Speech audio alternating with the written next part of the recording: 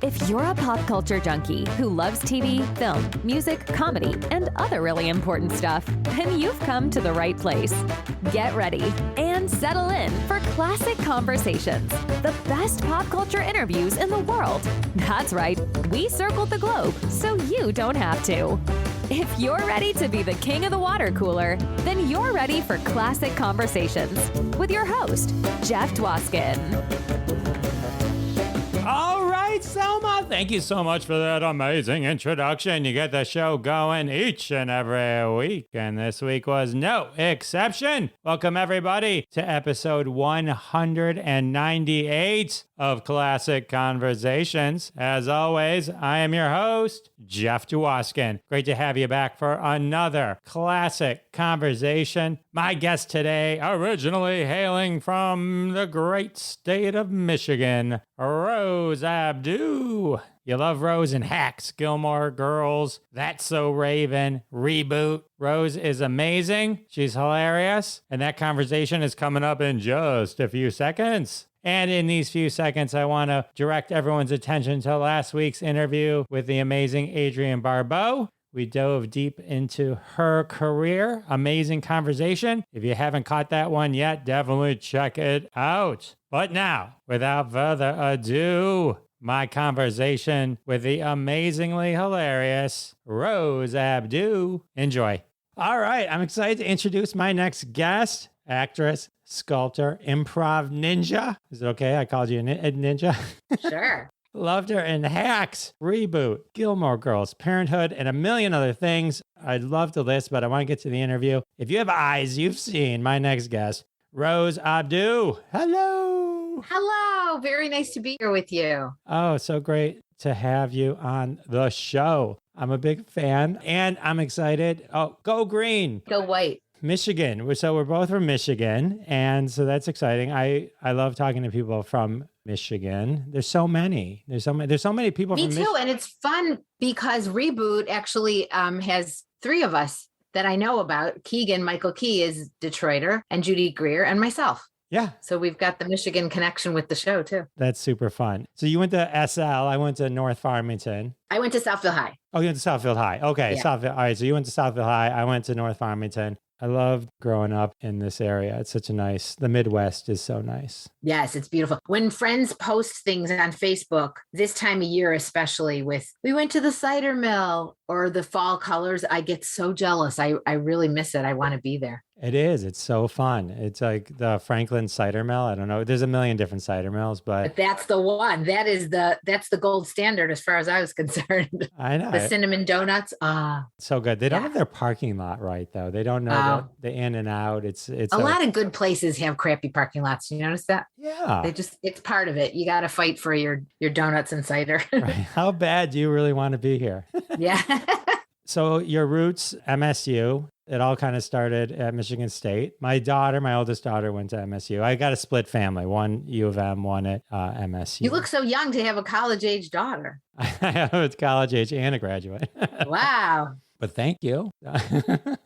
Thankfully, we both look very young. So we got that going for ourselves. So how did you get into your love of theater that led to Second City? Can you talk me through a little bit about the origin story of Rose? I had a wonderful teacher at Southfield High named Virginia Bortz, and she was really encouraging to me. And I did, all the high school plays. It was just fun. And I thought if I got to college and could find a way to keep doing it, I wanted to do that. But it wasn't like I went to Michigan State thinking I'm going to be a theater major. I really thought, I had an interest I worked at the radio station at Southfield High, WSHJ. I wanted to be a newscaster. And then when I realized how many telecommunications classes I needed and how, for some reason, you needed a lot of math to get a telecom degree. And I was like, wait, economics? I have to take econ classes and math. And then I've told this story, but I didn't want to wait. Back in the day at Michigan State, we had to register for classes in the racquetball court. And there were huge long lines. It would take like 3 hours. You'd get up to the,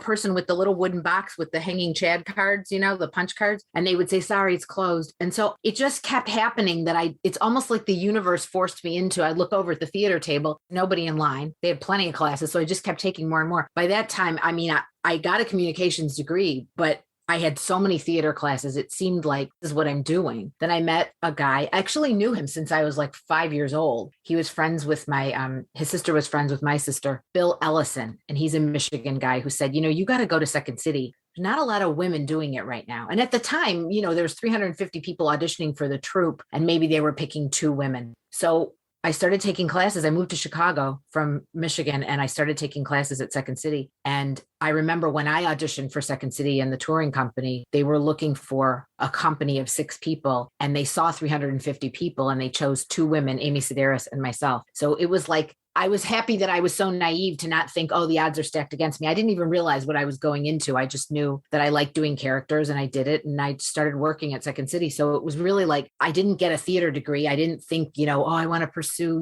stage and do regional theater. I didn't even think about that.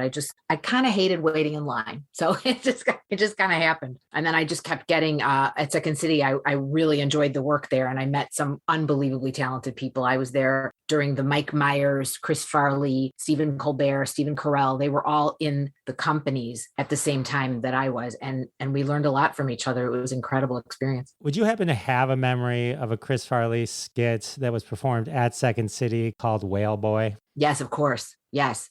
I remember very well. And he would do that character to make us laugh, like all the time in the bar across the street. And he started doing Whale Boy. And then unfortunately he suffered an injury. He broke his ankle, I think, just, energetically as Whale Boy jumping around. And my friend, Ian Gomez, had to go in for him. But yeah, I have actually artwork of the original Whale Boy from his friend who was a cartoonist. When I was in college, one of my best friends was from Chicago. So for our fraternity things, we'd always go to Second City, to Chicago and to Second City. And one of my things I always talk about is I saw Chris Farley, and was Tim Meadows there also? Yes, that was at some company. Yeah. And Tim Meadows the year before they went to Saturday Night Live. Right. And for years, we talked about that Whale Boy skit because it was probably the funniest thing. So funny. We just remembered laughing. He would commit to everything so like 120%. And I toured with him. We toured for about 6 months because he got plucked out to go to main stage so early. But being on stage with him, he had the audience in the palm of his hand, and he wouldn't really spend a lot of time rehearsing. I mean, a lot of it's improv, but he just had the ability, you would think, oh my God, does he even know his lines? What's going to happen? And the lights would go up, and he was so fascinating to be on stage with because it was magic. It was just watching magic, and you didn't feel like he ever wasn't in control, and the audience just adored no matter what he was doing. I got a chance to understudy a main stage show and work with him. And we were 2 kids that wanted to learn how to drive. We were both learning how to drive. I think the scene was about that. And I just remember every night he had to give me a box of cookies on stage. He's like, they're Frookies, but they're Frookies. It was so hard to concentrate and not laugh because he really was a genius. I can't say enough about working with him. I just loved him so much. And it's tragic that we didn't get to see what he could do as, an older person. So tragic. Yeah, I'm glad you were able to share those memories with me because it's funny how certain things stick in your head. Oh, yeah. He was a really hugely talented person. And his brothers are very talented as well. I know Johnny and Kevin Farley, and their whole family is just so funny. He would tell stories about his father in the van, and we would just die laughing. He was a very magical person. I loved him. I mean, the talent that you were with at Second City at that point, or that are such known talents now, it's insane. Yeah. Like Colbert, you mentioned Amy Sedaris. Colbert and Carell. I watched a clip of you at the 50th anniversary with all of them. It was so funny. Yeah. Colbert goes back to his hometown and everyone sees him as a 50-year-old Black woman. As a woman, yeah. It's a really innovative scene. And Dave Rosowski's in that. I'm still in touch with some of those guys, and it was just so cool to be with people that had similar interests, and improvising with them was really a great learning experience. And I think that young people that ask me, what should I do? Which classes should I take? I always recommend improvisation classes because I think that helps in every area of performance. So you have to think on your feet. I agree. I do stand up. I haven't for 18 years. So I developed a little bit. I don't consider myself improv, but where I got comfortable on stage. But I always wish when we had Second City, I chickened out in Detroit, and I regret it to this day. There's some great people that came out of that Second City too. I know. That's why I regret it also. Well, just to think that I would have been there and even if I just seen. Now they're opening one in New York. I just read that. Oh, really? Oh, wow. Yeah. Never too late. It never had the magic of Chicago, though. But Chicago is incredible. And that's another thing. I love the Midwest in general. Like I love Michigan, but I miss Michigan and I miss Chicago. And I like LA, but if the business wasn't here, this isn't a place I would ever choose to live. what do you miss most from Michigan? Were you like a Coney person? Yeah. I was just telling my friend, she wanted a Michigan picture to put in her house. And I said, you got to get the one where it's Lafayette and American Coney Island right next to each other. So she bought that photograph to frame. My friend Rachel Cameron, I met her when I was 12 years old in Letterly Junior High. But yeah, we talk about Michigan things and Michigan food. I love the people. I like Midwestern people. I love the weather. I love the seasons. I love sweaters. I just love everything about it. It was just a beautiful place to grow up. It is. It is nice having seasons. I can't imagine not having all of them. Not fun. I have all these coats. I'm like, when's it going to get cold enough to wear a coat? As soon as it gets like in the 60s here, we whip out the coats, the Midwest girls. It's so funny. It is funny how different areas. I remember going to Miami once, and I think it was 70, and they're all wearing light sweaters, and they're apologizing to me from Michigan for the weather. Like, and For the cold weather, right? Yeah. I'm like, it's 70. This is nothing. Yeah. Funny. Oh, yeah, that's so funny. Okay, so from Second City, this is where you got discovered. You ended up in a Robert Zemeckis show. Yeah. I was at Second City and an agent came to see my show, Parise Davidson, and there was an audition for this CBS show. They looked all over California, I guess, for someone to play an ex-mafia wife turned parole officer. And I just made a tape. I was doing a play. I had left Second City and I was doing a Neil Simon play that was a huge hit. We were selling out every night. And they asked me to make this VCR tape of me doing Beverly Florio for ex-mafia wife turned parole officer. And I knew that Zemeckis was part of it. And I just did it because I thought, well, I'm doing a play now, but I didn't want to say no to the audition. And the next thing I knew, they called and said, you got this role. It's a lead in a CBS series. And you have to, I hope you know how to drive because Robert Zemeckis just directed Used Cars. And he's sick of these New York actors that say they know how to drive and they don't. I go, of course I know how to drive. Did not know how to drive. I mean, I'm from Detroit and I didn't learn to drive. Taking it in high school and I was frightened because they took us on the highway like our fifth day in the car.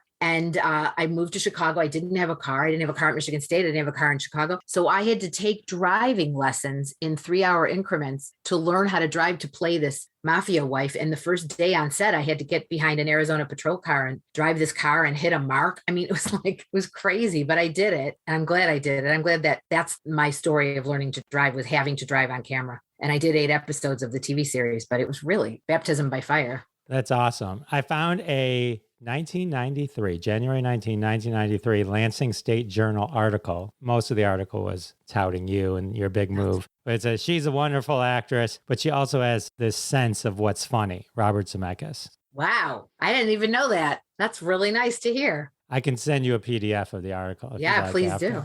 Yes. And then she's shown a lot of charisma and a lot of humor. Mark Harris of Entertainment Weekly.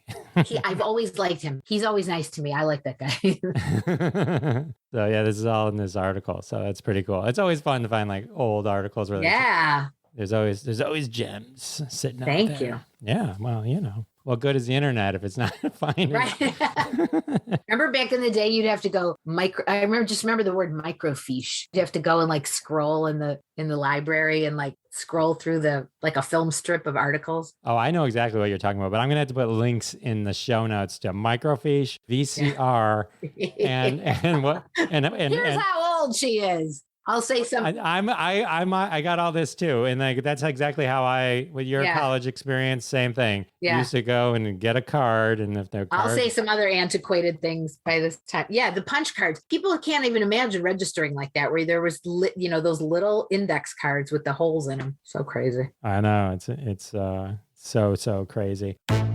Sorry to interrupt. Have to take a quick break. I want to thank everyone for their support of their sponsors. When you support the sponsors, you're supporting us here at Classic Conversations, and that's how we keep the lights on. And now we're back with the spectacular Rose Abdoo. We're about to dive deeper into her career, and we're back. There's a lot of amazing shows you've been in. You're so blessed. You must feel so blessed to have worked in so many. But one of the shows while digging into your IMDb, that I was reminded that you were in, which I think is one of the funniest shows ever that got canceled after one season, The Grinder. Oh, I love that show. I got to be a judge on The Grinder. I thought that show was a great show. You were in the pilot. You were in 2 episodes, but you were in the pilot. And so I started to rewatch the pilot. And oh my God, it was just as funny as I remember. It's kind of hilariously funny, like reboots hilariously funny, where it's like Wow. really serious, like hits you right in the gut. You can't believe the writing is so funny. I agree. And I think at that time, some of the criticism of The Grinder was it was so inside show business, but so's Reboot. Like Reboot, to me, you get it on a whole different level if you actually work in the business. There are so many jokes that people, I don't know, I just think it's so much funnier if you actually work in the business. The Grinder was that, a show within a show. And Rob Lowe was great. Fred Savage, I've actually been directed by Fred Savage 4 times. He directed a Gilmore Girls and he directed a couple other things that I did. That's So Raven. He's a great guy. I mean, I like working with those guys a lot, and I was supposed to recur more as the judge. So I was sad that it didn't go further, but it was really fun. It was just hilarious. It was just like, and there's so much subtle things, like when the grinder's coming and then suddenly you're wearing makeup. Like, you know, right? And then like he touches you and the other person goes, you can't touch the judge. And you're like, I'll allow it. I know. I loved that was fun. I said to my friend, I love playing a judge. I got to be a judge on Veep also. There's something fun about it. First of all, you sit higher up than everybody else. You get to wear a robe. So comfortable. There's pockets for your candy. You get to sit at this big desk all day. You know, a lot of times working in television, there's so many takes. I don't think people have any idea how many times we do scenes over and over. And I did a show, I think called Major Crimes. I had to walk down a hallway and open the elevator door 17 times. Like, it's exhausting it's still super, super fun. Don't get me wrong. And I'm still very grateful I get to do it. But getting to be a judge where you just sit there all day, it's the best job. It's so much fun. Well, hey, I was going to say, you've done it. I did notice as I started going, I'm like, oh, there's a lot of judges here. There's a lot of, do you find that sometimes people just pick you for certain types of roles? Maybe. I feel like the people because I still have to audition, and that I work with young people on Reboot now, and they're like, you have to audition. And I think I say to them, don't ever think that it ends, because I still audition for, like, I just did Ghosts. I had to audition. I was in Michigan at my sister's house, and everything becomes a taping room. We take the pictures off the wall. I got a blank wall. My brother-in-law found an antique tripod, and we rigged my camera, my phone to the top of it. And I send the audition in, and that's how I got the role. And nothing's handed to me. Veep, actually, the casting director knew me because I had auditioned to play a senator on Veep, and I didn't get it. And she gave me the role of the judge. And that was a direct offer. And I do think it's because somebody saw The Grinder and went, get her, she'll be a judge.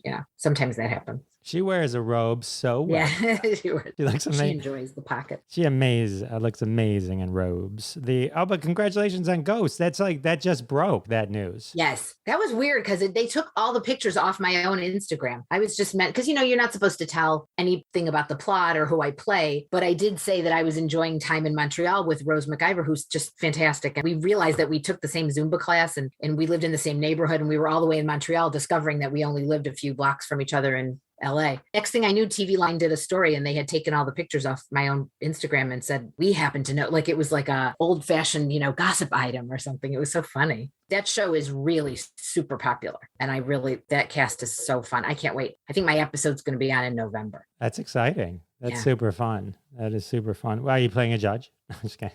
No, no, not a judge. If you were, you'd be the best. Yeah. Anyway, I did want to just say I was upset about The Grinder, because it was clear that you would have been like. They always had to go to the courtroom, so I was really looking forward to it. One time they used another judge because I was working on another show at the same time. I can't remember which show, but they tried to get me and they had to use somebody else. That is unfortunate. How fun was it to be on Curb Your Enthusiasm? I still think that of all the things I've done, that was one of my favorite ways to work, because it was the closest I could get to Second City. Improvisation is just so much fun. I mean, I love taking the words of writers, like the writers on Reboot are amazing. And I do love, using their lines, having to make them my own. But there was something so exhilarating about Jeff Garland said, don't let Larry see me talking to you before we start this. So Larry said to me, all you need to know is you have Diane Keaton's phone number. I want Diane Keaton's phone number. Go. That's it. That's all they told me beforehand. And we made up everything else. So it was super fun for me because I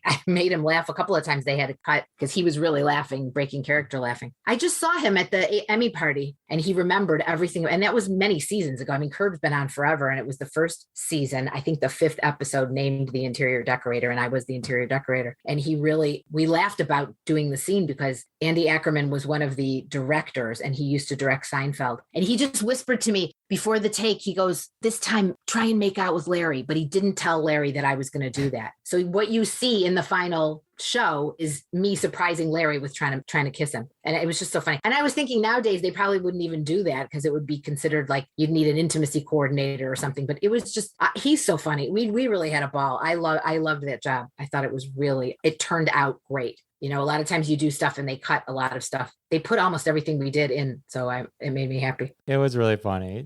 It was like that typical Curb thing that happens where she gives the phone number, but it cuts out.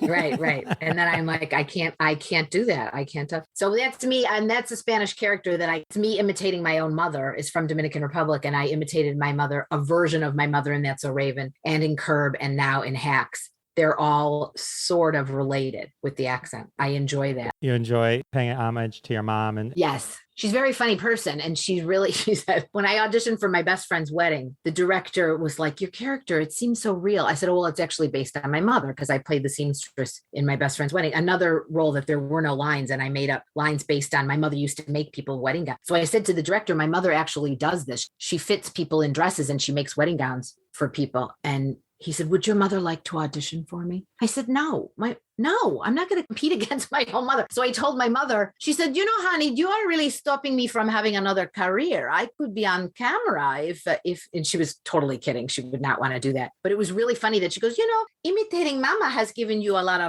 of your career. You're very lucky to have mama to imitate. I was like, yes, I know. Did mama realize you were imitating mama before you let her know?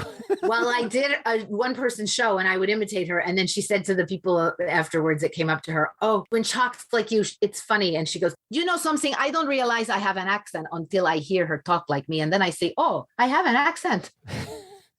I haven't met your mom, but now I feel like I know her. So there you go. Oh, hello, Jeff. It's nice to meet you. Nice to meet you. She would say, oh, I love Farmington. They have such a good TJ Maxx there. They do. She loves shopping.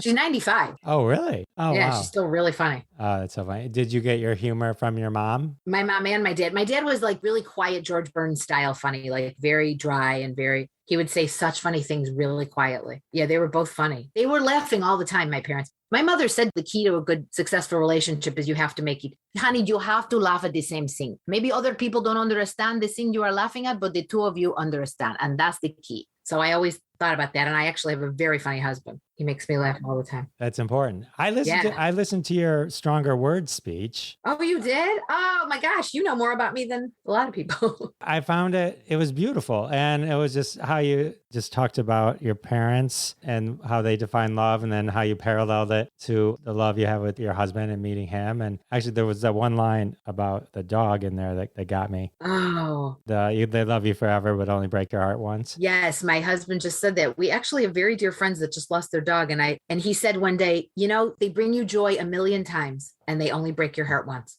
That's so true for anyone who's lost a pet. And I hadn't ever had a pet until I met him. My mother was like, she let us have goldfish, but like there was never a dog. You know, we had that kind of house that was almost looked like a museum. It was so like organized. And I said there should have been little velvet ropes across the doors and little brass plaques. And we got this beautiful dog. And then he passed away of hemolytic anemia and it broke my heart. I thought I can never do this again. I could never sign up for this type of heartbreak again. But my husband kept saying, but remember all the joy that you got. You don't get this. You don't get that without this part of it. So now we have another dog, Henry. And I named him Henry. I know you were saying you have a little dog. I have a little, he's a Havanese terrier, they said. He's so quiet. So I love this scene in Goodfellas where Martin Scorsese's mother looks at Ray Liotta's character. She goes, Henry, what's the matter? You're so quiet. You don't talk much. You don't eat much. And that was the dog when we first got him. So I called him Henry because he reminds me of Henry Hill. So quiet. That's so funny. It's really sweet. Then the day after we got him, Ray Liotta died. How bizarre. That is bizarre. Isn't it? I'm going to have to internalize that one for a minute. Yeah. My dog's name is Lola. Oh. Yeah. I love the name Lola. I like having a dog. It's really different for me because I didn't grow up with a pet and they just stare at you. I just want him to talk so bad. But it really is a fun thing to do to have one because you talk to people that you would never have anything in common with, but they love their dog and you love your dog. So then you have something to talk about. Exactly. And the heartache that you talk about, it's like, it's nothing that people don't tell you that when you get a dog. Right. With a dog, the majority of the time it's a choice when you have, and at the end. And it's the hardest thing. It's just the hardest thing. Just a heartbreaker. So, but then you just have to keep saying, but look at all this joy this being brought my life. in that speech, you talk about your husband open for Patti LaBelle. Yes. He never tells me anything. I'll know him for years. And then all of a sudden he'll go, yeah, I did a show with her. And then she met my dad. She was really nice to my dad. I said, Patti LaBelle? And then one day we were just having brunch and he goes, well, when Prince used to call up the show, he used to write for Steve Harvey, my husband, and he wrote for Martin Short. He said, well, Prince used to call. I go, wait, Prince?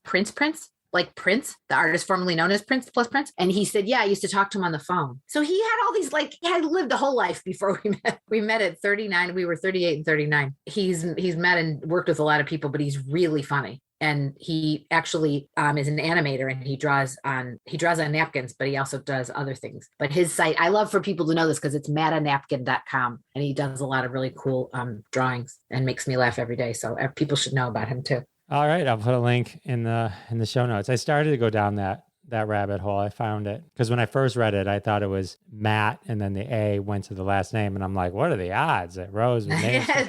And then when I clicked in, it's Matt. So, well, speaking of, he knows Patti LaBelle and Prince, but you know George Clooney. That's right. So there you go. Yeah.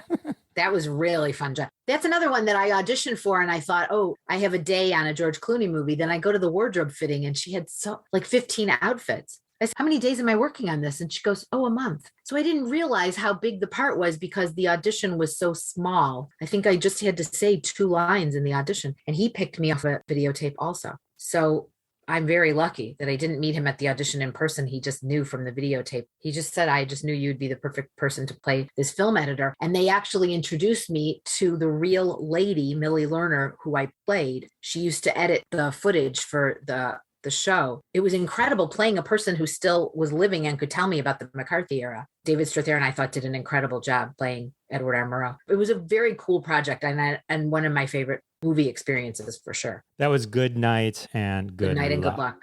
Yeah. Was that the first movie he wrote and directed, George Clooney? I think it is. Yeah. So that's cool. He's really fun to be around too. He's just a gas. He was friends with Richard Kind from Second City. So he used to visit. I would see him around Second City, but I didn't really know him. But I remembered he was there. He would come, when he was in town, I think he was still friends with some of the guys that worked there. So it was really we had a very good shortcut of language. He's incredibly funny that people know that, but he's a person that I would definitely want to work with. Yeah. I mean, who wouldn't? It's George Clooney. I have yet to have the opportunity, so I'm just vicariously living through you, but thank you for sharing.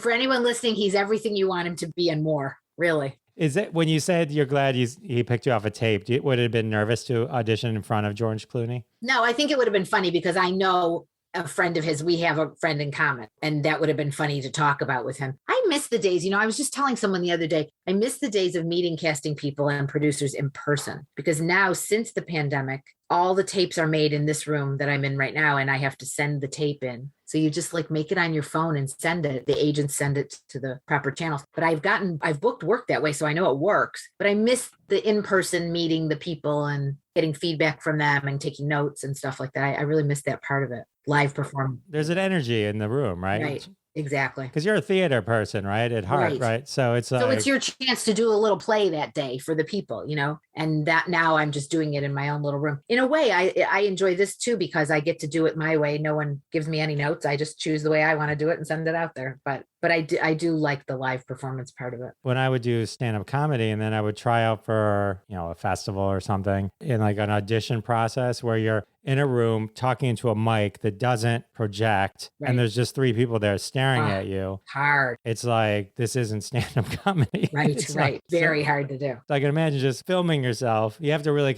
you have to put yourself into it, right? And really kind of just, do you get to do it multiple ways? Would you do it, I'm going to do it this way and then I'm going to do it this way? Or do you pick when I'm alone? Well, when you're shooting it, and just in directing it. When you send in a tape, I'm saying, do you get... Yeah, I'll do a take and then think, that was too broad. Let me do it again, more subtle. Then I send the 2 takes to my manager and he picks the one. I was like, you picked that one? I thought you picked the other one. So it's you just have to just do it and hope for the best. But I'm really excited because I'm going to be working on a new show called Young Rock for NBC that is Dwayne The Rock Johnson is involved in it. And I just found out that I'm going to get to film an episode of it. And that was from a tape I just made right here in this little room. I hear he's the nicest guy in the world too. I can't wait. I hope I get to meet him. I don't know if he's going to be there, but I know this. He's one of the producers on the show. That's pretty cool. Well, congratulations. All this breaking news. This is breaking news. And then I thought I didn't sign anything that said don't say anything. So I'm not telling you who I play or what the plot is. So I think it's okay. It's okay. Okay. Sure.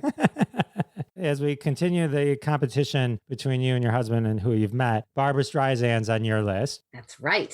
Barbra Streisand. Babs. So you got Babs. That's a movie. I actually was very, very ill for that audition. And I was so surprised that I got it. And I actually, this is terrible, but I'm laughing about it now, but it wasn't funny at the time. I had appendix cancer and I had to do chemotherapy. I had a first infusion of chemotherapy. The very next day was the audition. My manager was like, you can't go. I go, I'm going. I mean, it was so good to have something to do, but I had a lot of after effects of being that sick. And I did it. I was shocked. And then they called me again a month later. I had to audition a second time. And I got the part of one of her friends in the movie The Guilt Trip. At the time, it was called My Mother's Curse, the movie. And we were to play Barbra Streisand's friends sitting around a table. So shooting that scene, if you see that movie, it took 7.5 hours to shoot that dinner table scene. We had to eat the roast chicken. I've never eaten chicken again since then, because when you eat roast chicken for 7.5 hours, you never want to look at it again. She was very kind and she knew I was just trying not to throw up the whole time. I was so sick and just thinking like, just don't barf on the table. And I'm eating chicken and pasta and we kept having to do it over and over and over again. So that was really a learning experience that you have to keep it fresh. You know, you have to make the audience think this is the first time that anything's ever happened. And it's really like long to shoot. Well, you must be good at that too, right? Because even in improv, when you would redo like scenes, right, and you would do, like you have to make it seem like this is the first time you're ever thinking this. Yeah, that's a skill in and of itself. I tell young people that do it, you have to make the audience believe you're just coming up with this in the moment. When at Second City, we created the scenes improvisationally, so they end up in the show, but they were created improvisationally. It can't seem like, oh, we're saying these same lines again every night. No, it has to come up like we're just thinking this up right now. When I started doing stand-up comedy, I was working with this headliner, J.R. Remick, may he rest in peace. I'm watching him and he's holding a big beer and he takes a sip through the straw of the beer and then kind of just makes a joke about what did I just do? Like how ridiculous it was to drink beer. And it, like they laughed. It was like hilarious. It was like whatever he said was hilarious. And I was like, I can't believe I witnessed this moment. Second show. Takes a sip of beer through the straw. Same thing. I'm like, oh my God. So that's how I learned, right. Like kind of just witnessing and watching it. And I was like, oh, and so that I always am impressed when you can see somebody do something multiple times. Yeah. Sorry to interrupt, but we have to take a quick break. And now back to my conversation with Rose Abdoo. So it's been 10 years. How are you? It's been 10 years since the Guilt Trip, roughly. Right. I'm good. I've had negative, thank goodness, negative scans, and I'm doing really well. And it's not lost on me that, the year that I went through that challenge, I was telling someone that doctor waiting rooms and casting waiting rooms are the same. There's like a row of chairs. There's a bunch of nervous people. It's really odd how similar the vibe in the room is. So that year when I was sick, I think I ended up booking a lot of work because the door would open and they'd go, Rose Abdoo, you're next. The way they do when you're at the doctor, they call your name and you walk up. I was so happy I was going through to not do blood work or get anything painful happening. I was like, wait, I'm just here to act. This is the greatest. So I feel like there was a freedom in that, taught me to just be in the moment and it's not lost on me. I'm very grateful for everything that's happened since then because I know how differently this all could have turned out. Well, I'm happy it turned out and that you're a survivor and blessed. Thank you. But that part of this journey, you also ended up on Parenthood, right? And yes. And kind of paralleled a little bit. That's right. And that audition was August 1st. And I had finished chemo August 1st the previous year. So I did go into that casting director. That's one of the advantages of getting to audition in person. And I said, I did the monologue and she was very complimentary. And I said, I have to tell you this. I know exactly who this woman is and I know how to play this because the monologue was so well written. I said, I went through this a year ago to the day and I got that. And I was supposed to do an episode or two. And Monica Potter was such a generous, lovely actress in that show. People are fans of Parenthood. She said, I want you to do this with me. I want you to be my chemo buddy. If my character's going through this, I want her to be with Gwen Chambers. So they ended up writing. I think I ended up doing 5 of them. And that was a really wonderful experience too. And they let us improvise quite a bit on that set. That was fun. That's awesome. That was an interesting show because it was based on the Steve Martin, Ron Howard That's right. movie, but it was Right. such a different interpretation. So different. Yeah. Just a big family. And really, I really loved all those people. It was a great experience. And then Grace and Frankie got to work with Lily Tomlin and Jane Fonda. I know. The disappointment in that was I love Sam Waterston. I think he's an incredible actor. But my scene on Grace and Frankie was just with him and the little dog. So I wish I could I keep just missing her. I didn't get to see her that day. She wasn't there the day I was shooting my scene. And then I just did a fashion show for Allie Willis Foundation. And Allie Willis, the famous Detroiter that wrote, all those incredible songs for Earth, Wind and Fire. And I was honored to wear one of her outfits and just be in a fashion show on the 21st night of September, which was the perfect day to have the show. And Lily was there hosting it, but I was in the fashion show part and she was and I just missed her again. So my goal, really, one of them is to finally meet and talk to Lily Tomlin, who I've loved since I'm 7 years old, fellow Detroiter. Well, not to rub it in your face, but I met Lily Tomlin once briefly for half a second. Oh, I love it. I think she was doing Search for Intelligent Life in the Universe in Detroit, and it was, I don't know, some event where you bought a ticket and she was kind of meandering around, and I think I got the nerve to say hi. I love it. She just seems so cool. I just love her. Yeah, she's a classic. So Reboot. Let's talk Reboot for a second. I love this show. I discovered it because friends of mine on Facebook were like, this is the funniest show ever. This is the funniest show ever. I was home and I started watching it. And I think I was 3 episodes behind at the time. But maybe it was the 3 that they had released originally. And I just didn't stop. Whatever I was doing, I ran it right through. Oh, good. You binged it. And I'm all caught up. I'm all caught up too. But that show is... I love this show. So funny. It's like one of those just so smart. There's certain shows where you have to really watch. That's right. And this, you really have to watch it. You have to pay attention. I think that people will watch the episodes more than once. You get something different out of it when you watch it the second time because there's so much packed into it. There's so many subtle inside show business jokes in that show. I just love it. I loved that character. And that's another one I did just from this little taping room. I created that character. I love that her name was Selma because when I did Laughter on the 23rd Floor, after Second City, I did a show in Chicago called Laughter on the 23rd Floor, another Neil Simon play. And my character was an amalgamation of Lucille Callan and Selma Diamond, who both wrote for Your Show of Shows. And I knew what that felt like to be one of the only women. At Second City, it was like there'd be 2 women and 4 guys in every review. So you're always in a room full of guys trying to get your ideas across. So I knew what it was like to be like a female comedy writer in a room. And here I was playing it in the 50s. So my character in Laughter on the 23rd Floor said, "You'll never believe what happened on Edward R. Murrow tonight." That's my first line. Then I got to do Good Night and Good Luck, also of that period. Now here it is all these years later, and I got to audition for Reboot, a character named Selma, who's an old comedy writer from back in the day. So it's all kind of come together for me. Right. You, Fred Melamed, and George Weiner, with Paul Reiser kind of leading, but you're the old school. The old guard, right. Exactly. The old guard. So are you Jewish on this show? I kind of got on the show. I believe Selma is Jewish. I got a vibe. I love playing the character because she has to say something funny, whether the room is full of people or she was by herself. She still has to crack wise. Like she needs to say those lines, whether anybody's listening or not. And it's so funny. The last episode where you started talking about Tony Danza. I wonder if he's seen it. Like if anyone hasn't seen it yet, I say something about Tony Danza. Has he watched it? And in the earlier episode, when they talk about Chuck, I don't want to give anything away. Yeah, who doesn't like Chuck Lorre? Has Chuck Lorre seen it?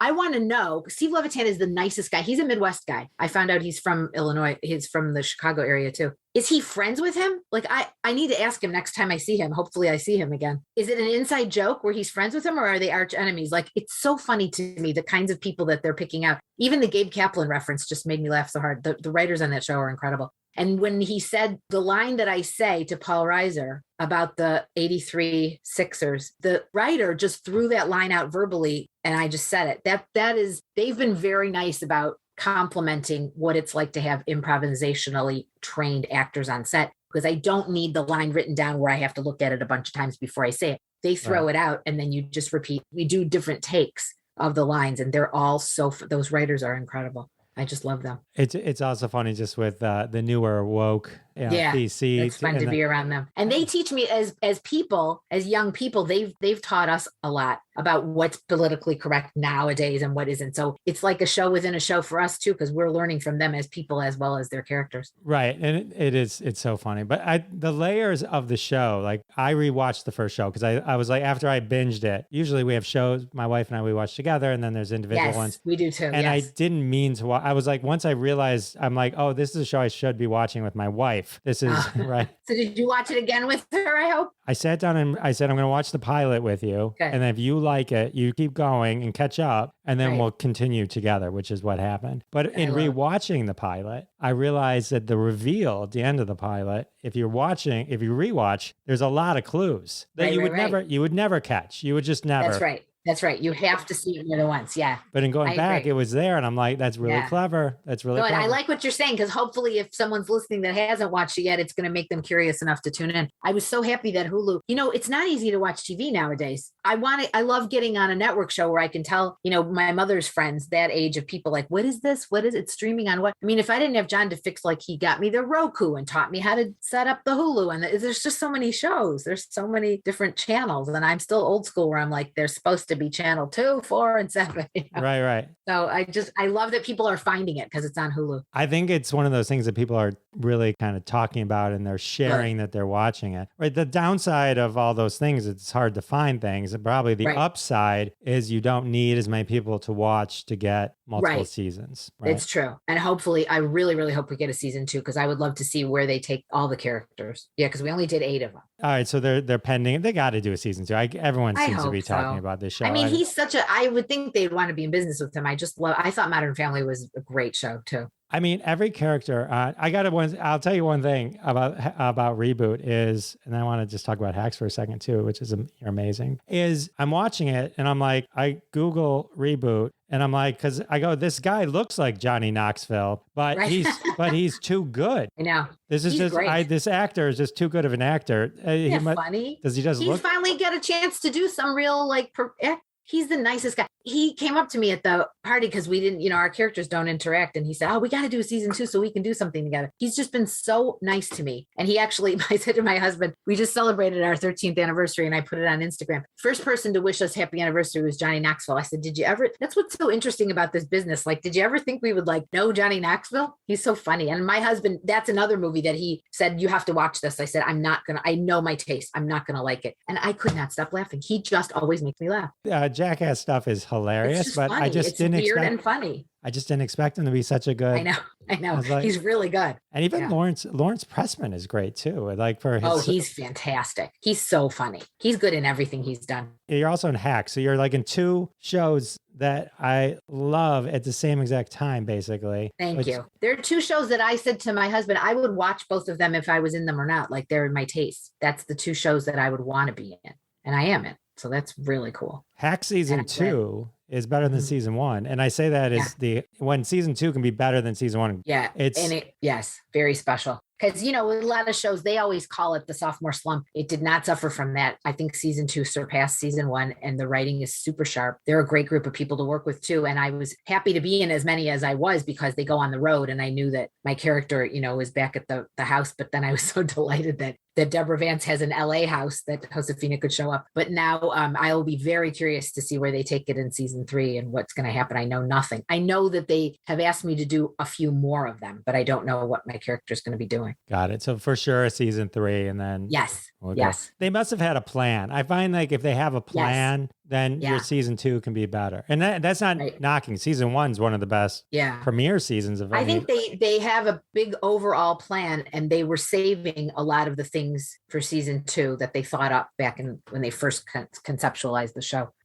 That's another group of people that are just so talented. I mean, they're really and they're very good about asking for suggestions. I don't think they end up using some of my improv, but the freedom to work like that it loosens up the scene, and it really does when you get to do a couple of takes where, what would the character say? And you get to do it. It really makes it fun. I didn't really know Hannah Einbinder prior, but her and Gene Smart. Incredible chemistry. Amazing. Yeah. And they just met on that, it's not like they knew each other for years. And I guess it was perfect that they met because Deborah and Ava don't know each other either, but they are so good at playing off of each other. you just want to see what's going to happen with them next. I'm dying to know what's going to happen. I mean, Hannah, I don't want to tell people what happened if they haven't binged season 2. But HBO Max did say that they find that the audiences wait for there to be 2 seasons of a show before they'll get into it. So we had a lot more views of season 1 after season 2 came out because people want to make sure they want to binge something that there's more than 8 of them or 10 of them. Well, also because they might have missed it. Right. I feel like Hacks, I was in on Hacks early. So sometimes there's so much new stuff. Right. If I discovered Hacks and found out it had gotten canceled, I mean, they didn't, but I mean, before the season 2, I may have not invested in season 1. Right. Right. But when there's another season coming, especially now with 3 coming, you're like, oh, okay, there's going to be payoff, and you can kind of dive in. You can get into it. Hacks is just another one though. The storytelling, and it's an incredible show and journey. I agree, and I love to be in something that's really the 2 women are the focus of it, a female centric thing, and I really like that story of the 2 generations. That's what I think the 2 shows have in common, is the younger generation of comedians teaching the older generation and vice versa. Yes. That's a cool aspect of it. Nailed it. What are you most recognized from? Probably That's So Raven, the Disney Channel show. I mean, especially if I have makeup on, maybe less so now that I've let my hair go silver, but kids everywhere, the kids that were watching that show are now the age where they are the salespeople in stores and handle counters at restaurants and stuff. And sometimes they'll even say to me, you were my teacher. And I'll go, think about what you're saying. I was in Michigan, 2 different places this happened where they go, hey, you were my Spanish teacher. I go, in real life, think about what you're really saying. And then they'll go, oh, wait a minute, I remember you from TV. So most of the time it's That's a Raven. A lot of times also it's Gypsy from the Gilmore Girls, because I did so many of them. And the Gilmore fans are fantastic. And they talk about fans that know the show. They know that show backwards and forwards. They binge it. They finished the 6 seasons. True fans only like 6 seasons, even though there was a 7th. And then they start right back at the beginning. I know people that have watched that whole series so many times. That's awesome. Yeah. You've been a part of so many cool shows. So it's awesome. I appreciate you hanging out with me and sharing all these stories. It's been super fun. Thanks for having me. It's always nice to talk to a fellow comedian person as well as a Michigan person. Yeah, I wore my Detroit for you. I wanted you to feel at home. I love it. And I wore, leopard print. I should have worn tiger print. I love tiger. I love the tigers. They were my favorite. I love going and watching. It's funny. I'm not a huge sports guy. I enjoy sometimes. And that's one of the things my wife loves most about me. Yeah.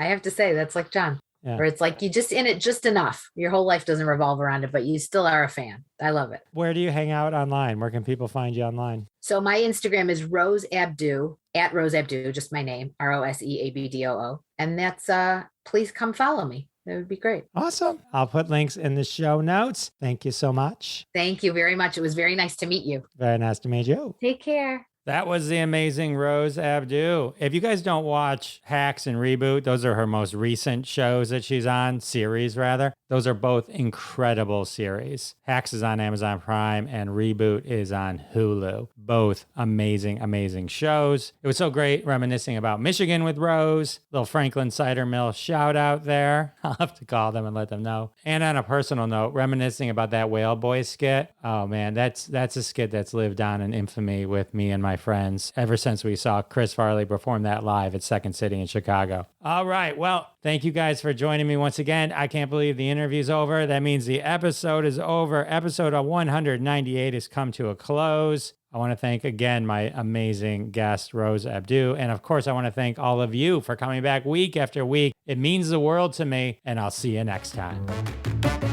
Thanks so much for listening to this episode of Classic Conversations. If you like what you heard, don't be shy and give us a follow on your favorite podcast app. Also, why not go ahead and tell all your friends about the show? You strike us as the kind of person that people listen to. Thanks in advance for spreading the word, and we'll catch you next time on Classic Conversations.